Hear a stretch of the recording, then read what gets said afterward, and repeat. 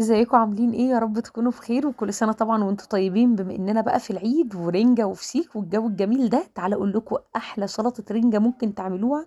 عايزة اقول لكم لو انتوا جربتوا الوصفة دي مش هتعملوا غيرها. يعني سهل قوي وطعمها يجنن، هتخلي الرنجة في حتة تانية. تعالوا نشوف عملناها ازاي بطريقة سهلة قوي وبسيطة وطعمها يجنن. انا بقى محضرة الرنجة بتاعتي، منضفاها كويس جدا ومقطعاها كده مكعبات زي ما انتم ما شايفينها. هبدأ اضيفها في البولة. عندي بقى فلفلايه كده وسط، فلفل اخضر، ممكن طبعا فلفل الوان مفيش مشكله. انا كان عندي فلفل اخضر، بدات اضيف كده واحده متوسطه. عندي بقى بصل اخضر وبصل عادي برضو مقطعاه مكعبات كده صغيره، هبدا اضيفه.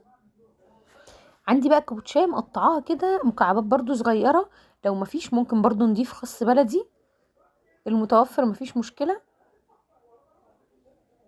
حوالي 3 كده معالق مليانين. عندي بقى معلقه زيت كبيره، هبدا اضيف معلقه زيت.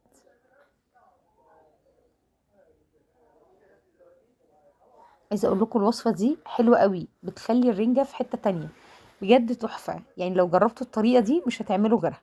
بدات اضيف معلقتين برضو مايونيز كبار كده، يعني ممسوحين مش مليانين قوي. عندي معلقه طحينه كبيره. ونبدا بقى نقلب كل الكلام ده مع بعض. حاجه كده تجنن، يعني حلوه قوي. وعصر بقى الليمونه بتاعتي ونبدا نقلب كل الكلام الحلو ده مع بعض. ونبدا نقدمه، وعايزه اقول لكم اكله تجنن، بجد فظيعه. وهبدأ بقى أقدمها مع شوية فسيخ وشوية تونة كده بالمايونيز، وحاجة كده من الآخر. الأكلة الرسمية لأول يوم في العيد عندنا. كل سنة وانتم طيبين، يا رب كل وصفة عجبتكم. إن شاء الله مستنية رأيكم ومستنية كومنتاتكم. إن شاء الله نتقابل فيديوهات تانية كتير.